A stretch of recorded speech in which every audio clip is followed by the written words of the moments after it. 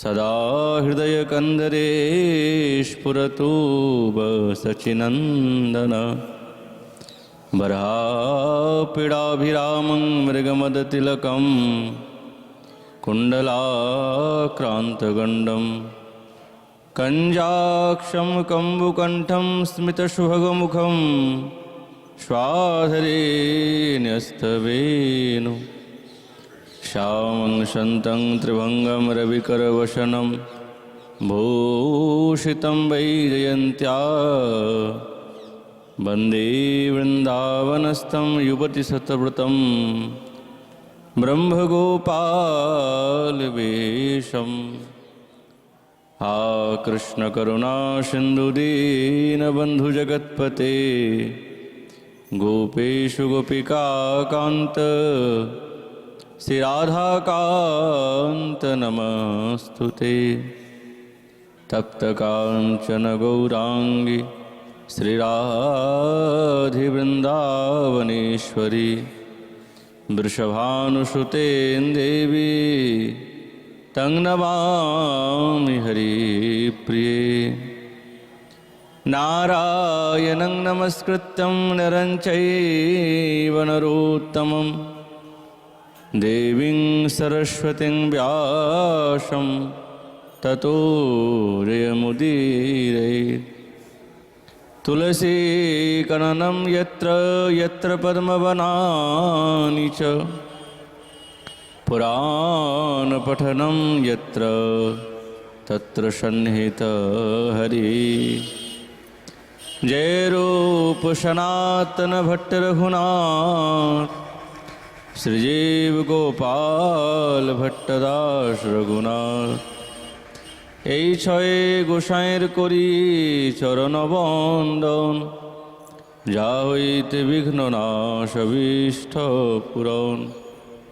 বাঞ্ছা কল্পতরুভ্যশ্চ কৃপা সিন্ধুবৈব চ পতিতানাং পাবনেভ্यो वैष्णवेभ्यो नमो नमः। दुर्गमे पृथिवीन्धस्स्खलदपादगतेर्मोः स्वकृपाजष्टिदानेन सन्तवलम्बनम्।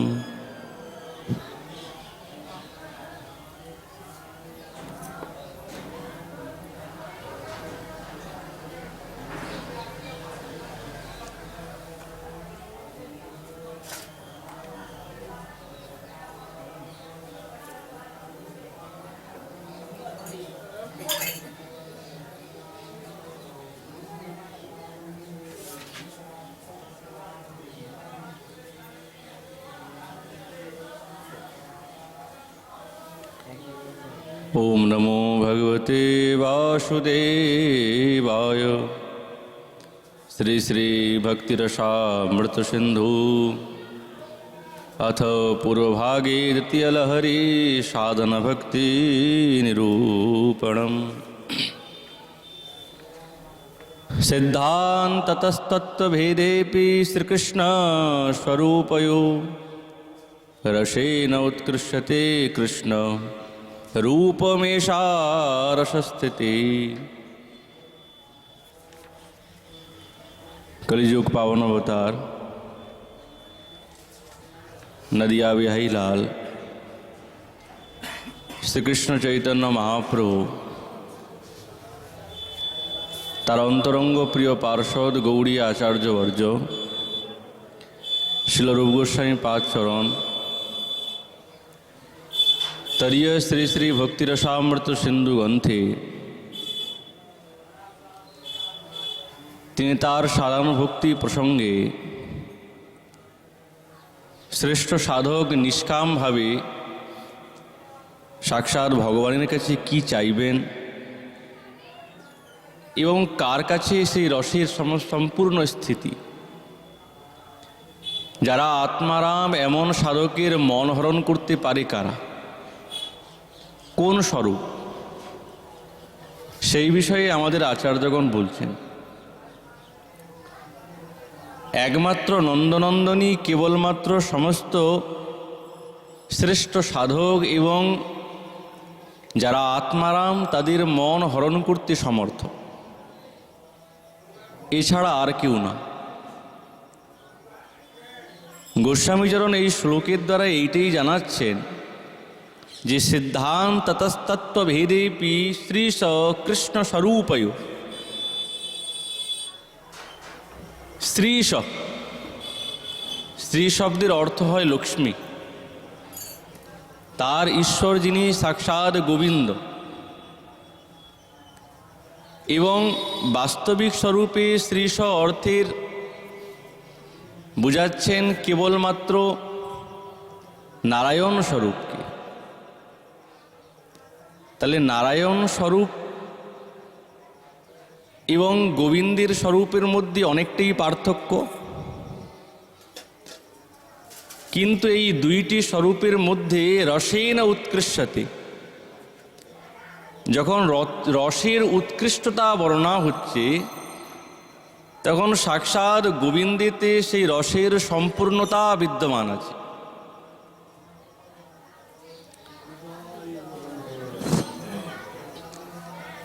এর প্রমাণ কোথায় দিয়েছেন? আর আমাদের শ্রীজীব চরণ তার টিকাতে দিব্যরূপে দৃষ্টান্ত দিয়েছেন যে বাস্তবিক শ্রীকৃষ্ণ যে সর্বোত্তম, তার প্রমাণ তিনি বলছেন এই উৎকৃষ্টতা বর্ণনা করতে গিয়ে। উৎকৃষ্ট শব্দের হচ্ছে সর্বোৎকৃষ্ট, শ্রেষ্ঠ। यत्कृष्ण रूपमेव उत्कृष्टत्वेन दर्शयति यथोक्तम कुरुक्षेत्र यात्रायाम अष्टपट्ट मनीषिभिर इतर महिषिभि। साक्षाৎ द्वारकाधीश भगवाনের 8 জন পট্ট মহিষী হচ্ছেন প্রমুখ, কিন্তু তারা না, 8 জন মহিষীকে ছাড়া, ওই জন্য বলছেন অষ্টপট্ট মহিষী ইতর মহিষী। বাকি যারা মহিষীরা ছিলেন তাদের দ্বারায় যেই বস্তু কাম্য হচ্ছে, তারা যে কামনা করছেন, কেমনভাবে কামনা করছেন? নবয়ম স্বাদ্ভি সাম্রাজ্যম স্বরাজ্যং ভোজ্যমপ্যুত বৈরাজ্যং পারমেষ্ঠং বা নানন্ত্যং বা হরে পদম।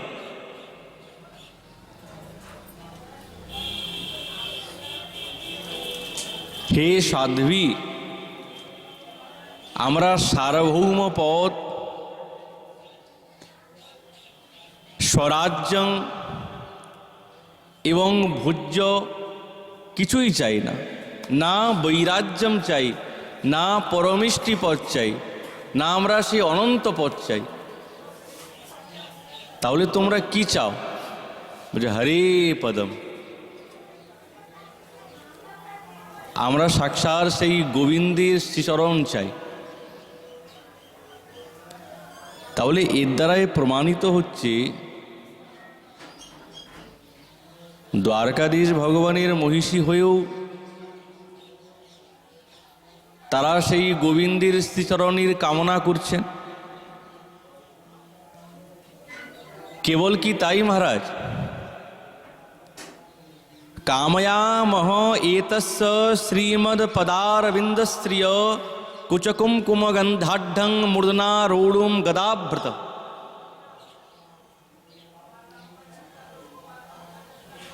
সাক্ষাৎ লক্ষ্মী দেবীর কুচকুমকুম গন্ধযুক্ত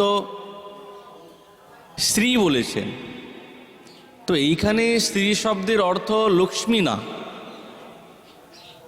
আমাদের আচার্য পরবর্তী সময় দৃষ্টান্ত দিবেন যে স্ত্রী মানে লক্ষ্মী না, আর শ্রী মানে না রুক্মিণী দেবী। এখানে শ্রী বলতে সাক্ষাৎ বৃন্দাবনেশ্বরী। ওই জন্য বলছেন শ্রীদেবী, বলছে সাক্ষাৎ বৃন্দাবনেশ্বরীর সেই কুচকুমকুম গন্ধযুক্ত শ্রীপাদ পদ্ম। রাসোৎসবের সময় যখন ভগবান অন্তর্হিত হয়ে গেলেন, সমস্ত ব্রজদেবীগণ বলছেন তোমার শ্রীচরণ এত কোমল, আমরা যখন বক্ষস্থলে ধারণ করি মনে হয় তোমার সেই চরণ কমল খুব কষ্ট পায়। তাহলে যার চরণ কমল ব্রজরামাগণের হৃদয়ের মধ্যে বিদ্যমান আছে যে কুমকুম, সেই কুমকুম মিশ্রিত হয়েছে যার শ্রীচরণ কমল, সেই চরণ কমলকে মস্তকে ধারণটি একমাত্র ইচ্ছা প্রকাশ করছেন যারা। ওই জন্যে ভাগবতে বিশ্বনাথ চক্রবর্তী পাদ বলছেন তর্হি কিং কাময়ধ্বে, কি কামনা করছেন? এতস্য কৃষ্ণস্য শ্রীমদ পাদরজ এব, সাক্ষাৎ গোবিন্দের চরণ রজই কামনা করছেন। আবার সেটা কেমন বলছেন? তত্রাপি শ্রিয়, আবার সেই রসটা আবার শোভাযুক্ত আছে। কেমন করে শোভাযুক্ত হয়েছে? বলছে কুচ কুমকুম গন্ধেন আঢ্যম শ্রী গোবিন্দ চরণারবিন্দম। গোবিন্দের শ্রীচরণ ব্রজরামাগণের কুমকুম যুক্ত হয়ে আরো বেশি তার দিব্য শোভা বেড়েছে। ওই জন্য আঢ্যং মানে ধ্বনি হয়েছে। ওই জন্যে তত্র শ্রীপদেন প্রসিদ্ধা নারায়ণ কান্তা, এই শ্রীপদের দ্বারা আমরা জানি যে প্রসিদ্ধ সাক্ষাৎ নারায়ণের কান্তা লক্ষ্মী দেবী। কিন্তু আমাদের আচার্যগণ বলছেন লক্ষ্মী ন বচনিয়া, লক্ষ্মী না। তাহলে কে? ন শ্রীপদেন রুক্মিণী ইতি উচ্যতে, আর না এই শ্রীপদের দ্বারা রুক্মিণীকে বলছেন। তাহলে কে? সাক্ষাৎ বৃন্দাবনেশ্বরী। ওই জন্য বলছেন ব্রজরমণীগণ যার শ্রীচরণের রজ দিব্য রূপে কামনা করছেন। কেমনভাবে কামনা করছেন জানেন? এমন শোভা যে ব্রজরমণীগণ বলছেন ব্রজস্ত্রিয় যজবাঞ্ছন্তি পুলিন্দস্তৃণ বিরুধ গাবশ্চারয়তো গোপা পাদস্পর্শ মহাত্মনঃ। ব্রজরমণীগণ, গোপগণ, এমনকি তৃণ গুল্মলতা যে সমস্ত বৃক্ষরাজিগুলো বিদ্যমান আছেন এই বৃন্দাবনে,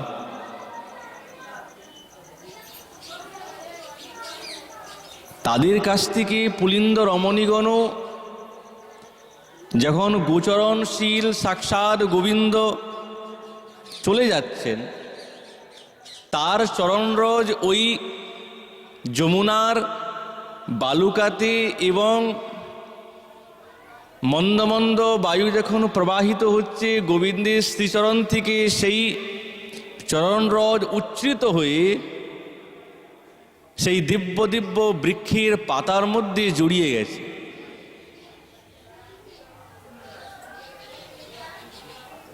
তাহলে ওনারা তো কামনা করেছেন ঠিক, কিন্তু অত তো তপস্যা করেন নাই। বলছেন ওটা কিন্তু ওদের জন্য দুর্লভ না। কেন? ভগবত পরায়ণ যারা, ভগবানের নিজজন যারা, তাদের কাছে ভগবানের শ্রীচরণ রজ পাওয়াটা বড় কোনো কষ্টকর না, যে অনেক কষ্ট করে পেতে হবে তা কিন্তু না। কিন্তু অন্যের জন্য সাক্ষাৎ ভগবানের শ্রীচরণ রজ বড় দুর্লভ, অত সহজে পাওয়া যায় না। তাহলে আজ যে এইরকম ব্যক্ত করছেন যে ব্রজস্ত্রিয় যদবাঞ্ছন্তি, এটা কেন কেন বাঞ্ছা করছেন? তাদের কাছেই যখন সাক্ষাৎ গোবিন্দ আছেন, তারা কামনা করছেন কেন? ওই যে এটা একটা প্রেম, বাকিরা পেয়ে গেছেন সেইটা দেখে তাদের মনের মধ্যে ঈর্ষা এসেছে। প্রেমের একটা স্বরূপ হচ্ছেন ঈর্ষা। ঈর্ষা যদি না থাকে তাহলে প্রেম প্রকাশ পায় না। এটা মাধুর্যেরই একটা স্বরূপ। উজ্জ্বল নীলমণিতে বর্ণনা করেছেন আচার্যচরণ, ব্রজস্ত্রীণাং উক্তি তস্যাম তাসাং সপত্নী ভাবাত অসূয়া এব নতু তৎসম্বন্ধবতী। এই অসূয়াতে বলছেন। প্রেম প্রসঙ্গে সাক্ষাৎ উদ্ধব যখন কৃষ্ণের সন্নিধানে এসে উপস্থিত হয়েছেন, তিনি যখন একান্তে সেই মাধুর্য পরমোৎকৃষ্ট সাক্ষাৎ কৃষ্ণের বশীকরণ স্বরূপ ব্রজনারীগণের দিব্য স্বরূপের কথা বর্ণনা করছেন মহাসভাতে, তখন বাকিরা এই দিব্য কৃষ্ণকে আকর্ষণকারী তাদের মাধুর্য লীলা শ্রবণ করে মত্ত হয়ে গেছেন। কিন্তু কারা মত্ত হয়েছেন? আমাদের আচার্যচরণ বলছেন, অষ্ট পট্টভি ইতর অন্ন মহিষীভি। এই যে চরণরজের কামনাটা করছেন এরা কারা? বলছেন রুক্মিণী দেবী না,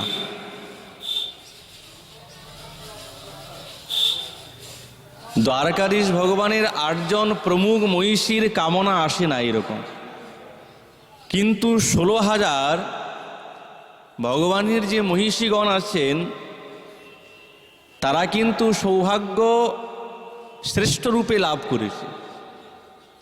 কেন? যখন মৌসলান্ত বিধি হলো, যখন যাদবকুল সম্পূর্ণ ধ্বংস হয়ে গেছে মুসলের দ্বারায়, তার প্রমাণ শ্রীজীবচরণ দিচ্ছেন যে 16,000 মহিষীগণ রুক্মিণী দেবীর সঙ্গে শ্রেষ্ঠা। কেন মহারাজ? সকলেই তো জানে 8 জন প্রমুখা, আবার তারা শ্রেষ্ঠ কি করে হলো? বলছে এই জন্যে প্রমাণ দিয়েছেন, যখন সমস্ত যদুকুল ধ্বংস হয়ে গেছে, কেউ আর নাই, অর্জুনকে যখন বললেন আমার মহিষীগণকে নিয়ে তুমি চলে যাও হস্তিনাপুরে, অর্জুন রথের মধ্যে নিজ মহিষীগণকে নিয়ে যখন যাচ্ছেন, পথের মধ্যেই সাক্ষাৎ ওই গোপ স্বরূপ বললেন না, কোনো দুষ্ট গোপ এসে অপহরণ করে নিয়ে গেলেন। বিশ্বনাথ চক্রবর্তী বলছেন, গোপ বেশ ধরেন কৃষ্ণেন এতা অধ্বনি অর্জুনার আচ্ছিদ্য। এই গোপবেশ ধারণ করেছেন কে? সাক্ষাৎ কৃষ্ণ। ওই জন্য বলছেন গোপবেশেন কৃষ্ণেন এতা। সাক্ষাৎ গোবিন্দ তিনি এই গোপবেশ ধারণ করে অধ্বনি সেই পথেতে অর্জুনের কাছ থেকে সকলকে আচ্ছিদ্য মানে আকর্ষণ করে তাকে পরাজিত করে গোকুল মানে সন্তে সকলকে গোকুলে নিয়ে আসছেন। ইতি কেচিৎ আহু। তাহলে এর দ্বারাই প্রমাণিত হয় যে তারা গোবিন্দের শ্রীচরণ রজ কামনা করেছিলেন বলে গোবিন্দ তাদেরকে সকলকে ব্রজে নিয়ে আসলেন গোকুলে। ওই জন্য বলছেন যে অষ্ট মহিষী ইতর অন্য মহিষীভি উক্তি। এই 8টা মহিষীগণকে ছেড়ে বাকি মহিষীর কামনা যে আমরা তোমার সাম্রাজ্য চাই না, তোমার এই সমস্ত কোনো ঐশ্বর্য চাই না, আমরা তো কেবলমাত্র তোমার শ্রীচরণ চিন্তন করতে চাই।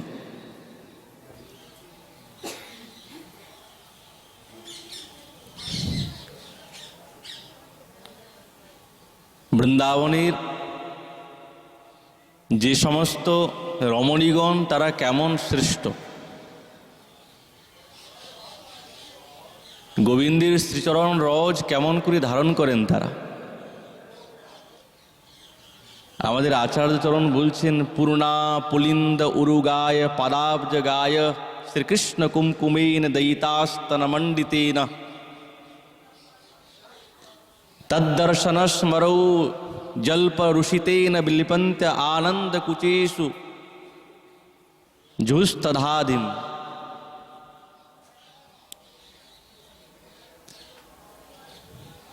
এই বৃন্দাবনে যে সমস্ত রমণীগণ আছেন, গোপীগণ ইতর,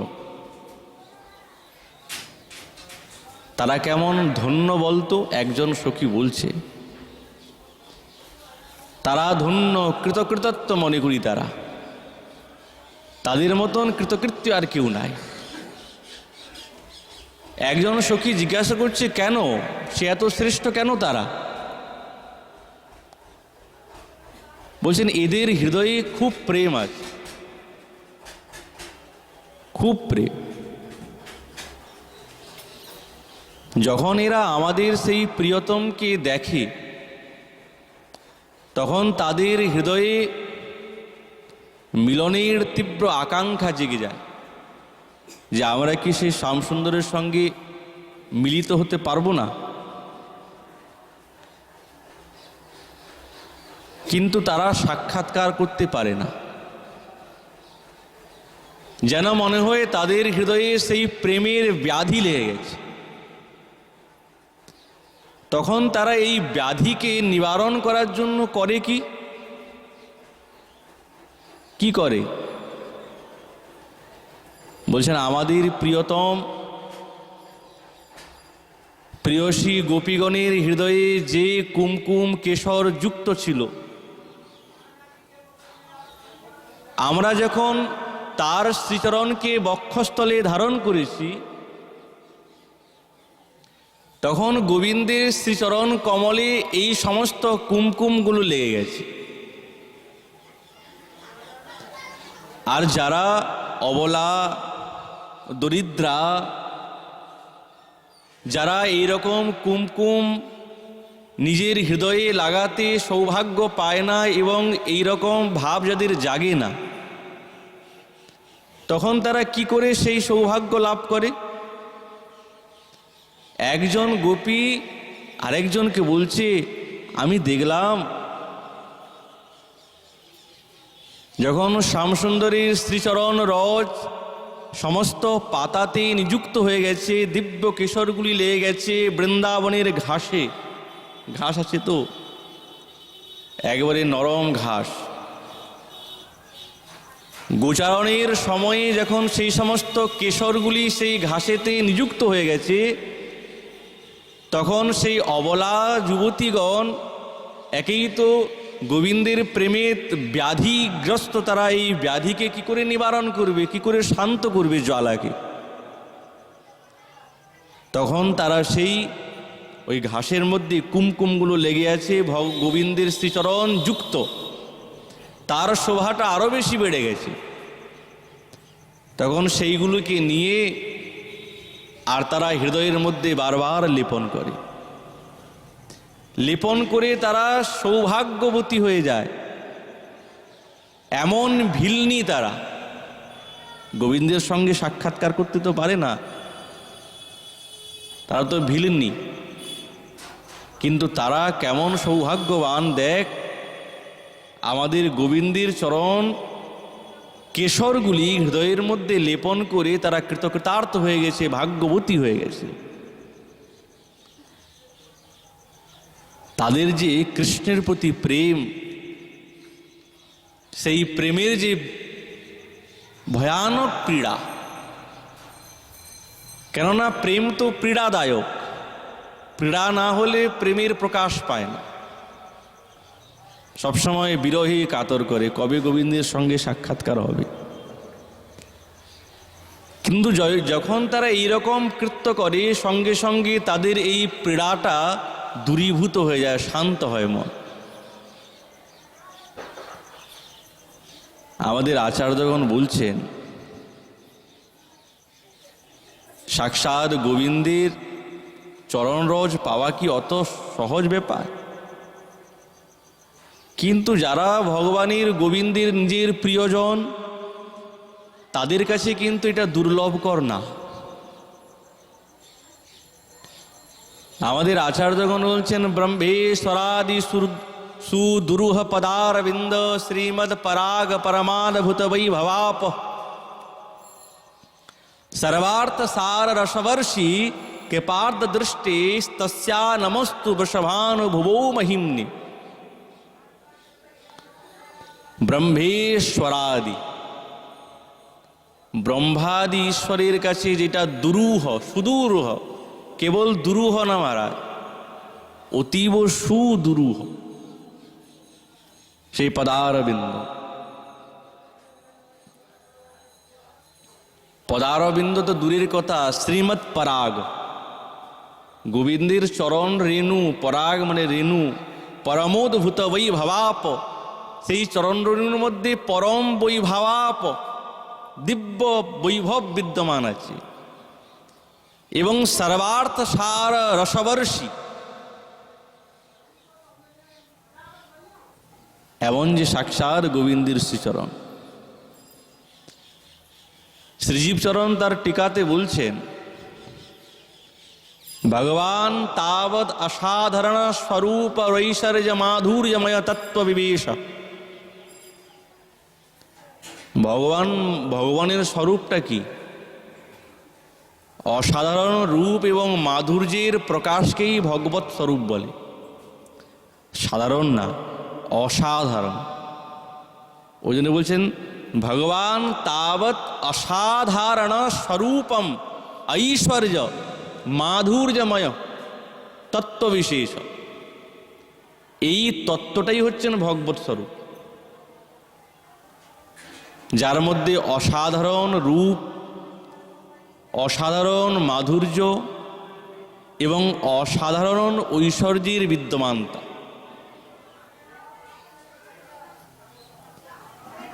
সেই রকম গোবিন্দের অভিন্ন তত্ত্ব হেলাদিনী শক্তি সাক্ষাৎ বরিয়সী বৃন্দাবনেশ্বরীও, তিনিও কোনো কম নয়, তিনিও হচ্ছেন সাক্ষাৎ পরম ঐশ্বর্য মাধুর্যবতী। এবং গোবিন্দের ধাম যেখানে তিনি এই লীলা বিস্তার করছেন, সেই ব্রজর ধামও সাক্ষাৎ মাধুর্যময় ধাম। এবং সাক্ষাৎ বৃন্দাবনেশ্বরী তিনি তো মাধুর্যের মূর্তি স্বরূপ, সাক্ষাৎ মূর্তি। তাহলে এমন গোবিন্দের চরণ রজ পাওয়া কি আর চারটিখানি ব্যাপার? ব্রহ্মাদি দেবতাগণ তাদের কাছে সুদুর্লভ, আর বৃন্দাবনেশ্বরী পাদপদ্ম পরাগ লাভ করা তো আরো বেশি দুর্লভ। বৃন্দাবনেশ্বরী শ্রী তো আরো বেশি সর্বদা সুদুর্লভ। তার প্রমাণ কোথায়? জীব গোস্বামী পাদ বলছেন মহাদেব। শঙ্কর ভগবান গোপেশ্বর হয়ে বসে আছে। কেন জানেন?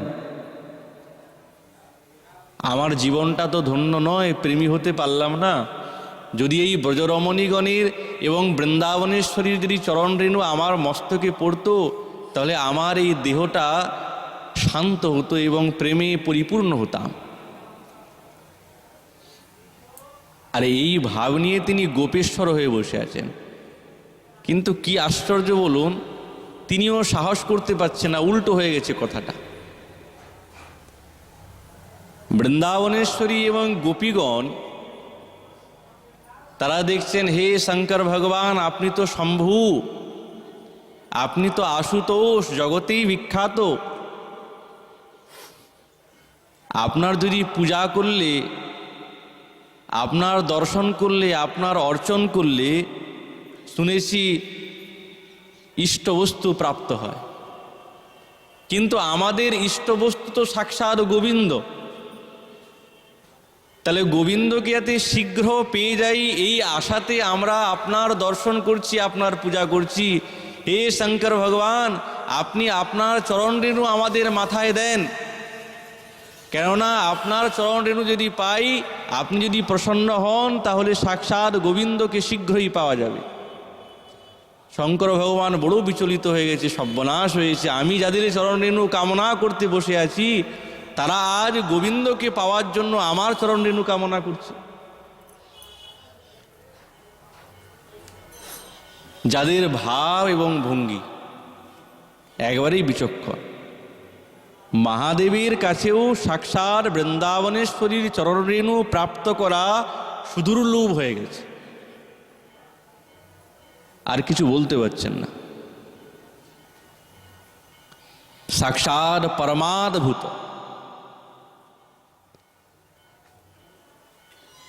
সমস্ত বিভূতির সম্পূর্ণা শঙ্কর ভগবানকে ছেড়ে দেন। সাক্ষাৎ নারায়ণের অর্ধাঙ্গিনী, সমস্ত বৈভবে পরিপূর্ণা লক্ষ্মী দেবী, তিনিও সেই পরাগের দুর্লভ, তিনিও পান নাই। সাক্ষাৎ গোবিন্দের চরণ রেণু পায় নাই। বৃন্দাবনেশ্বর অনেক দূরের কোথাও, ওখানে যেতে গেলে অনেকটা সময় লাগবে। বৃন্দাবনেশ্বর সাক্ষাৎ গোবিন্দের চরণ রেণুই পায় নাই।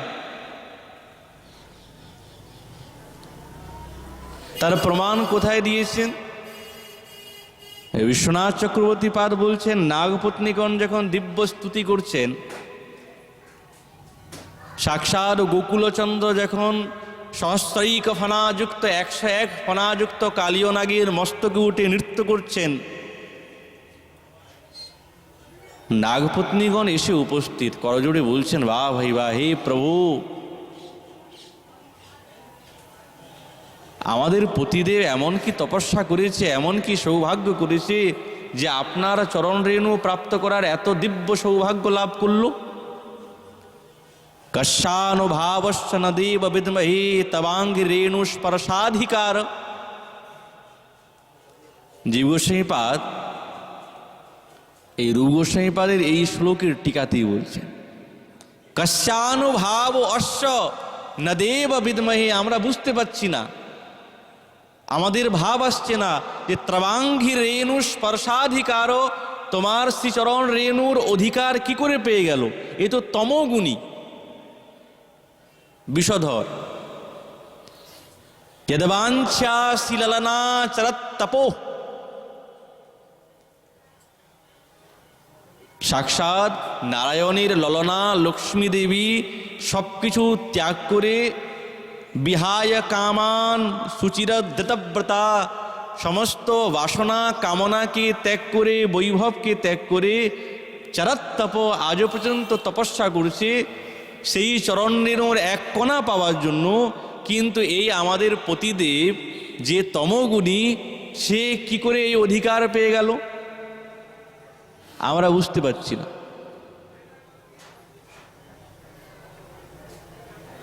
তাহলে এর দ্বারাই বোঝা যায় যে লক্ষ্মী দেবীরও যেটা দুর্লভ,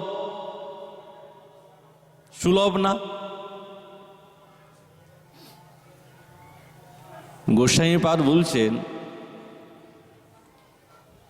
সাক্ষাৎ মাধুর্যময়ী শ্রী বৃন্দাবনেশ্বরী তার চরণের রেণুর আরাধনা করতে পারেন নাই। কে? লক্ষ্মী দেবী। তাই জন্য তিনি গোবিন্দের কৃপাও পান নাই। যেহেতু সমস্ত রসের স্থিতি, কিন্তু এই রসকে বর্ধন করে কে? সাক্ষাৎ বৃন্দাবনেশ্বরী, আর কেউ বর্ণনা করতে পারে না। ওই জন্য বলছেন, গোপীর অনুগতি বিনা ঐশ্বর্য জ্ঞানে ভজিলে হো নাহি পায় ব্রজেন্দ্র নন্দনে। গোপীগণের আনুগত্য স্বীকার না করে যতই ভজনা করুক, ঐশ্বর্য জ্ঞানে গোবিন্দকে পাওয়া যায় না।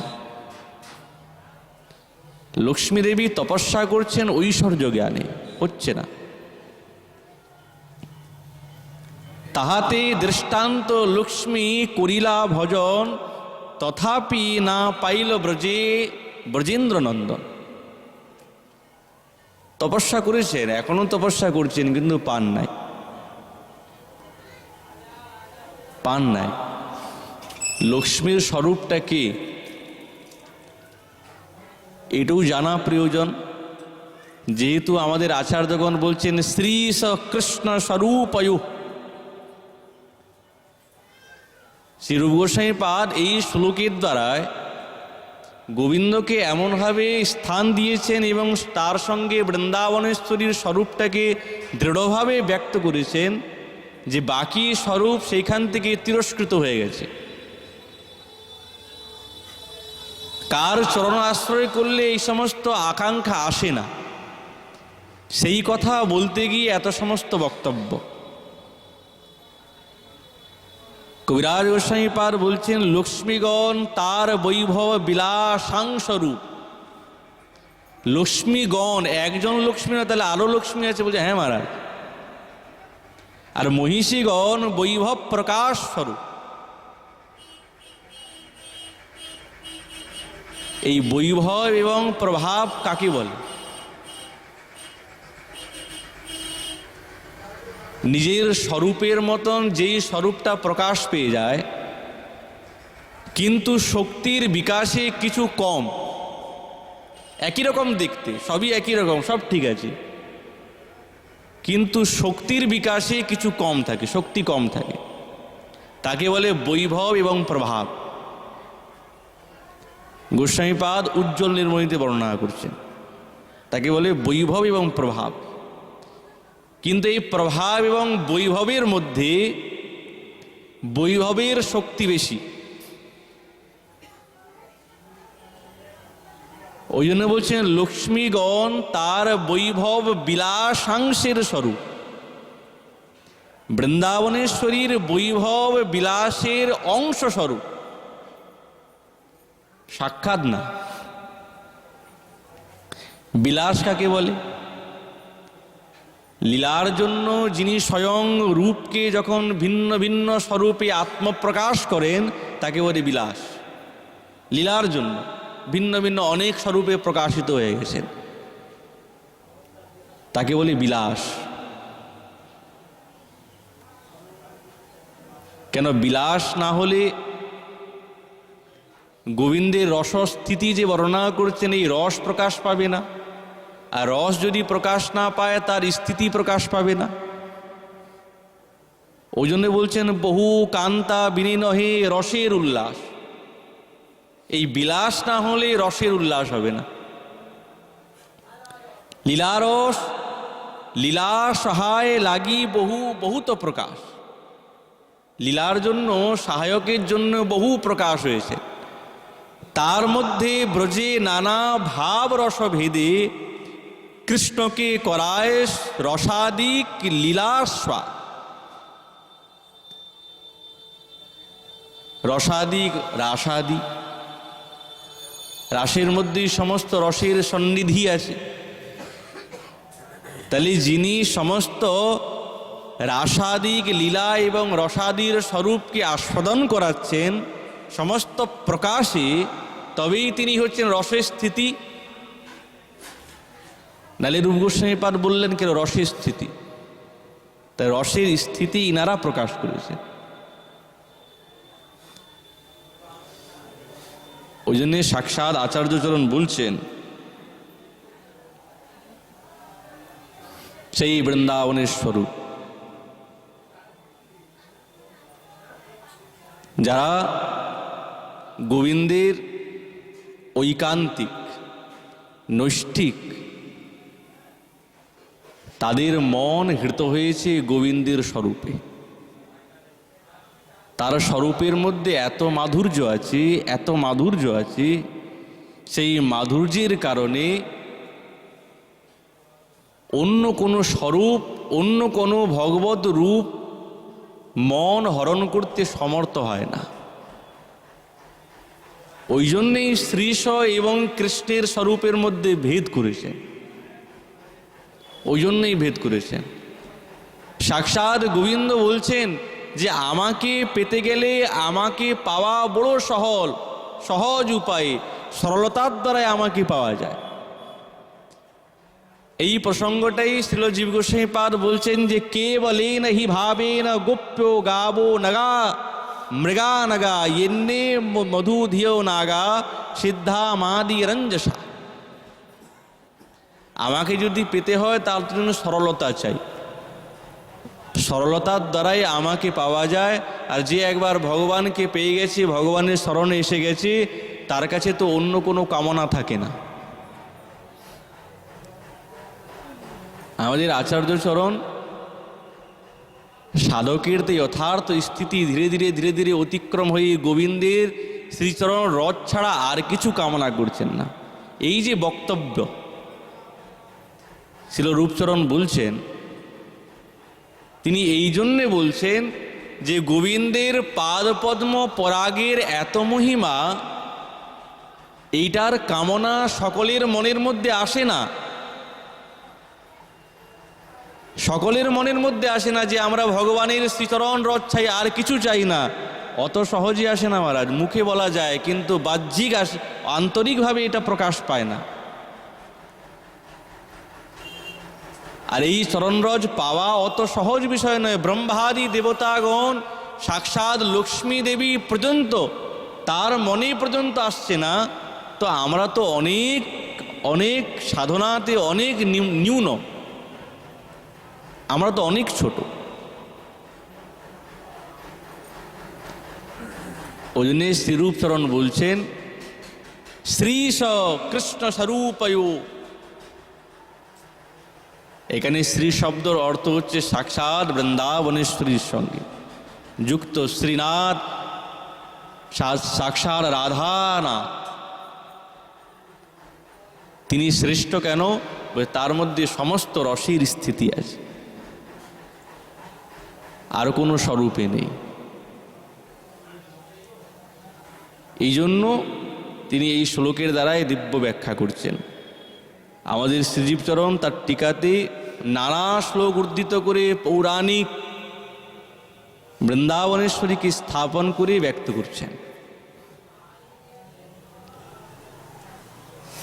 যেহেতু খুবই কঠিন প্রসঙ্গ, কিন্তু বৃন্দাবনেশ্বরী শ্রীচরণ রজ পাওয়াতেই সর্বোৎকৃষ্টতা, বড় সুদুর্লভ। এইরকম শ্রীরূপ গোস্বামীপাদ বর্ণনা করছেন। এই বলে আমাদের ভাগবতী কথা এখানেই বিশ্রাম। মহাপুর কৃপা হলে আগামীকাল আবার এই বিষয়ে আলোচনা হবে।